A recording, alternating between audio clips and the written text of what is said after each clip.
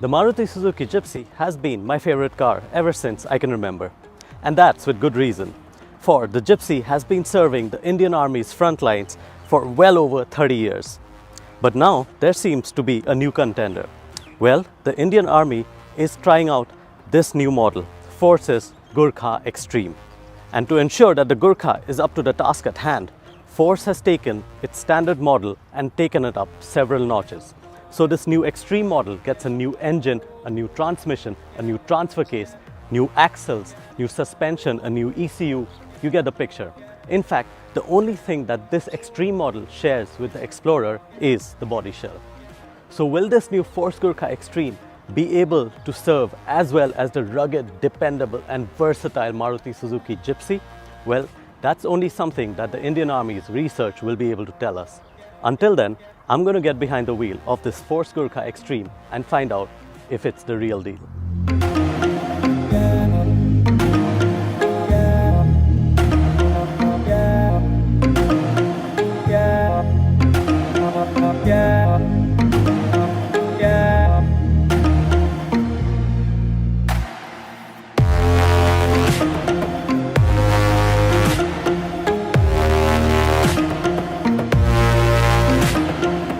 In this Xtreme format, the Gurkha gets a lot of heavy-duty hardware to ensure that it can deal with the harshest and most demanding terrains and conditions on a continuous basis.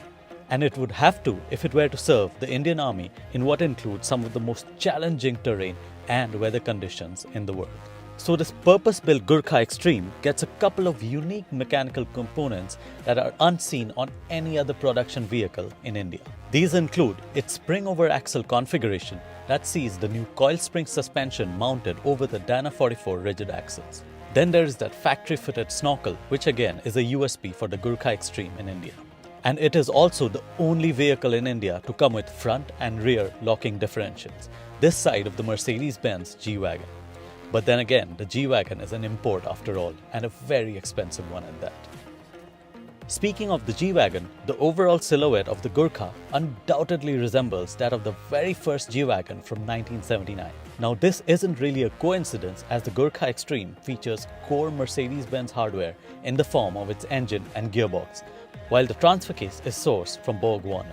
Now the moment you start this 2.1-litre Mercedes-Benz turbo diesel engine, its refined nature is evident throughout its power band, and the gearbox isn't too notchy either. As for the transfer case, that operates in a fuss-free manner too. And those front and rear differential locks are easy to engage as well, aside from the fact that the front lock lever is a fair distance away from the driver. Getting the Gurkha Xtreme going is a rather easy task. The steering is of course heavy, and that is a good thing when it comes to off-roading, which combined with these mud tires should give you a fairly good idea of what's going on underneath. Now, although the Xtreme doesn't exactly leave you second guessing from behind the wheel, I do wish there was more feedback from the steering wheel for more accurate high-speed off-roading. Part of this is also down to the spring-over axle suspension setup that leaves you with a somewhat distant feel of the vehicle. The mechanical setup of this car otherwise is superb for low-speed obstacles, as the engine, tasked by a Bosch ECU, makes the motor's 321 Nm of peak torque available from as low as 1600 rpm all the way to 2400 rpm. But in fact, this ECU does so much more than that. For all you have to do over an obstacle is just let go of all three pedals, and the ECU will simply detect a gradient and send just enough power to all four wheels so the Gurkha can overcome an obstacle. As a result, driving this Gurkha Xtreme off-road has turned out to be a very different experience from what I was expecting. Honestly, this ECU is a bit too impressive, and in fact, it reminds me of the Defender's ECU, as it functions in a very similar manner, and praise does not get higher than that.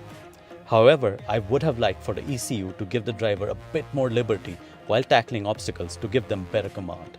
But then again, the ECU will retain 1000 rpm over all surfaces when you engage low range. So it serves as a hill climb feature as well as a hill descent control system. For once again, the driver is required to stay clear of all the pedals as the vehicle goes up or down an incline. It's really very competent, this ECU. But take control, and the Xtreme's powertrain allows you to carry a very decent amount of momentum over all sorts of terrain while its long travel multi-link suspension gives you a great deal of suspension travel to conquer off-road obstacles and terrain.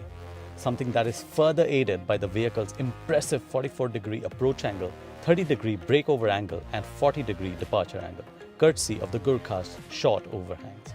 The Gurkha Xtreme then comes with all the credentials to make it a hardcore off-roader, but there's no getting away from its incredibly tall height of 2075 millimeters and that spring-over axle setup, so it's not the most dynamically capable vehicle out there. But stick to the low-range kind of off-roading and the Gurkha sure has everything it takes to make it a supremely capable off-roader.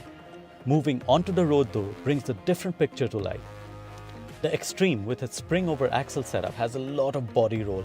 There's a lot of NVH inside the cabin for there's next to no sound deadening here, leaving aside the tire noise since it's riding on off-road tires.